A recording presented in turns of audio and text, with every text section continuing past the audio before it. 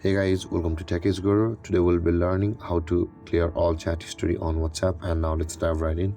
Now to clear all chat history on WhatsApp, first open up your WhatsApp app, and over here on this interface at the top right corner of the screen you can see the three dotted icons available for us. Tap on that three dotted icon, and again on this interface when this drop down menu appears, tap on settings, and over here tap on chats, which is just below the avatar. Tap on chats, and over here scroll down until you can find the chat history option available for us just below the transfer chats.